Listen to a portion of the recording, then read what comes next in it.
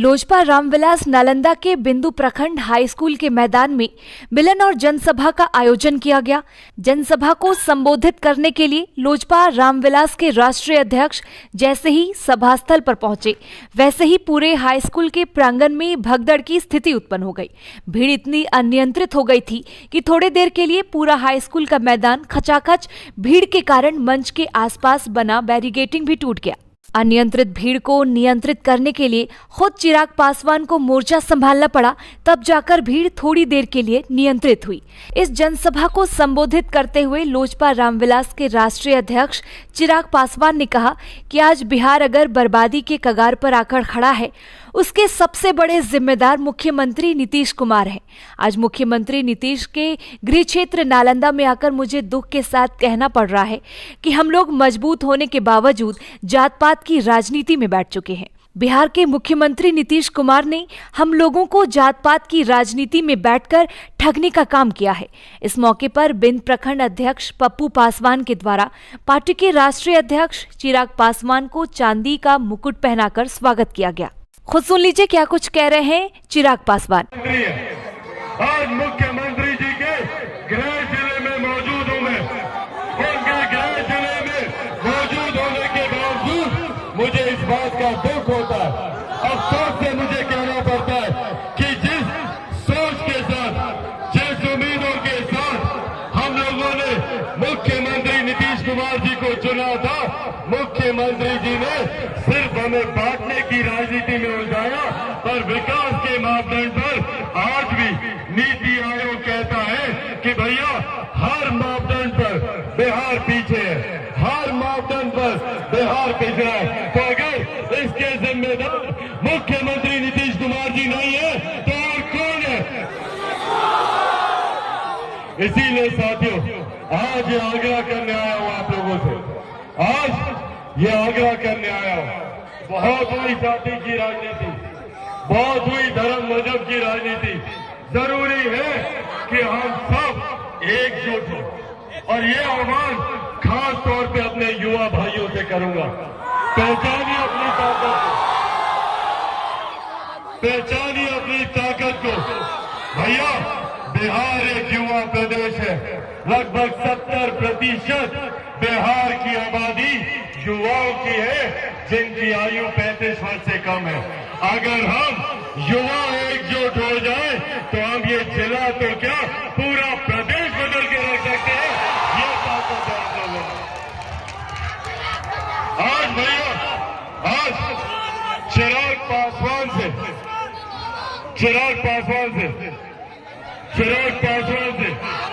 मुख्यमंत्री जी को इतना बैर क्यों होता है भैया? चिराग पासवान का क्या कसूर है? क्या कसूर है चिराग पासवान का? चिराग पासवान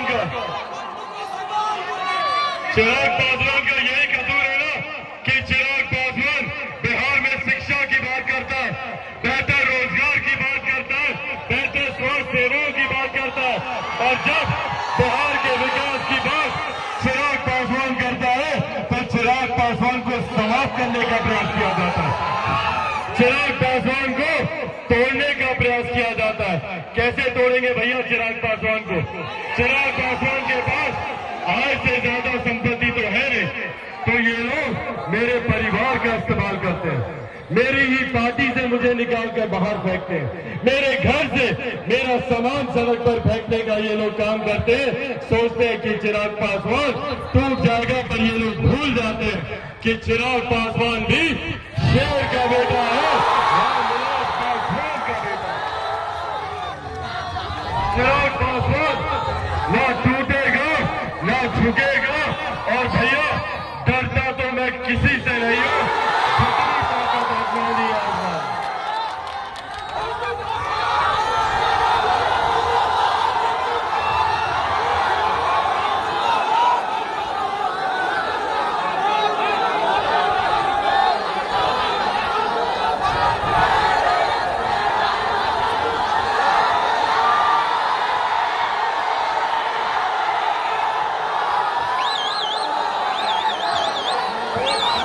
साथियों, एक विकसित राज्य को बनाने के संकल्प के साथ निकला हूं। मेरे नेता, मेरे पिता ने अपने अंतिम दिनों में विकसित बिहार को बनाने के लिए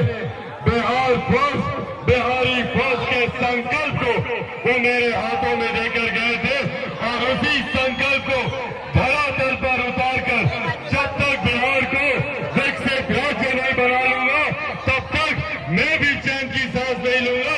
ये वादा मैं आपसे करके जाता हूं। जब तक बिहार में बेहतर शिक्षा, बेहतर रोजगार के अवसर नहीं उत्पन्न कर दूंगा तब साथियों, ये 5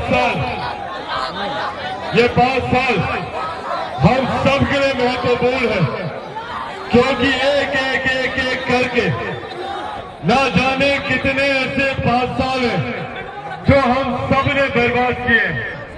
परिणाम स्वरूप एक करके 5 साल हम लोग बर्बाद करते गए, जिसका परिणाम हुआ कि आज आजादी के 75 साल के बाद भी बिहार को पिछड़ा कहा जाता है। आज भी आप चले जाइए, किसी भी मापदंड पर उठाकर देख लीजिए, बिहार सबसे पिछले पायदान पर है। आजादी के 75 साल के बाद भी कहते हैं भैया बिहार पिछड़ा है, बिहार पिछड़ा है, बिहार पिछड़ा है। मेरा सवाल है कि बिहार कब तक पिछड़ा रहेगा? भारत एक साथ आजाद हुआ, तमाम प्रदेश हमारे एक साथ आजाद हुए, तो क्यों कहीं दिल्ली बंबई जैसे चमचमाते शहर बने और दूसरी तरफ बिहार प्रदेश जो आजादी के 75 साल के बाद भी हम लोग को पिछड़ा कहा जाता है? आज भी हमारे लिए छोटी छोटी सुविधाएं हमारे लिए सबसे बड़ी जरूरतें बनी हुई है। जाकर देख लीजिए भारत के दूसरे प्रदेशों को तरक्की की, विकास की नई गाथाएं लिख रहे हैं, विकास के नए नए मापदंड वो लोग तय कर रहे हैं। और बिहार में क्या हो रहा है? आज भी मजबूत कर दूसरे प्रदेश आने के लिए। मैंने दिल्ली में रहा, बंबई में मैंने काम किया, पर आज तक मैंने नहीं सुना कि कोई दिल्ली का लड़का बिहार आता हो शिक्षा के लिए। आप लोगों ने सुना क्या? बंबई का कभी कोई लड़का लड़की बिहार आता रोजगार के लिए? तो फिर क्यों सिर्फ हम बिहारियों को ही दूसरे प्रदेश जाना पड़ता है? शिक्षा के लिए, रोजगार के लिए।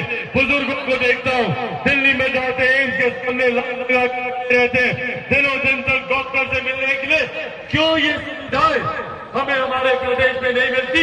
ये सवाल हमें खुद से पूछने की जरूरत है।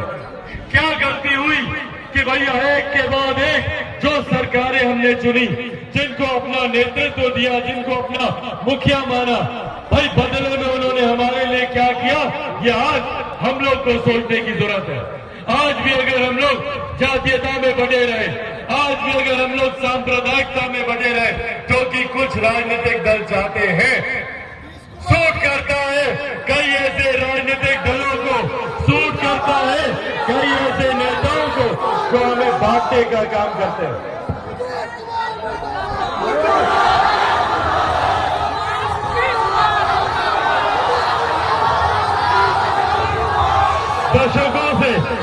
दशकों से हमें बांटा गया, कभी दलित को महादलित किया, कभी पिछड़ा को अति पिछड़ा किया, कभी अगड़ा, कभी पिछड़ा, कभी हिंदू, कभी मुस्लिम, कभी लाल, कभी कुश, कभी कोरी, कभी कुर्मी, कभी महिला, कभी पुरुष, सिर्फ बांटने की राजनीति की।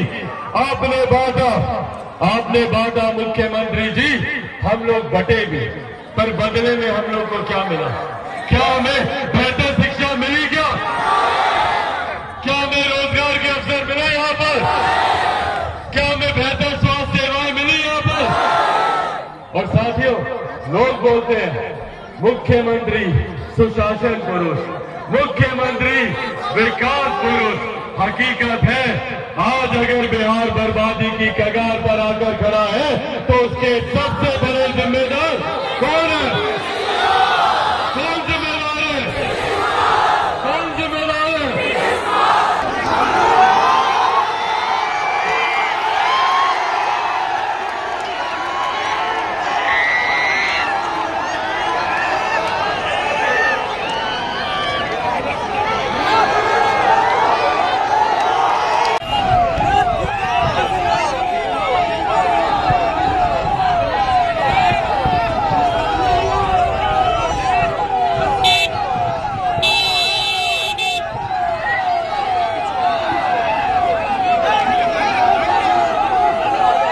परफेक्शन IAS UPSE और BPSC फाउंडेशन क्लासेस के लिए समर्पित संस्थान। यहाँ आपको UPSE selected and interview appeared faculties द्वारा गाइड किया जाता है। Separate batches for Hindi and English medium. 65वीं और 64वीं BPSC एग्जाम में 69 और 107 रिजल्ट्स एवं 66वीं BPSC एग्जाम में 131 रिजल्ट्स हासिल किया है परफेक्शन IAS टीम ने। परफेक्शन IAS, कुमार टार, बोरिंग रोड, पटना।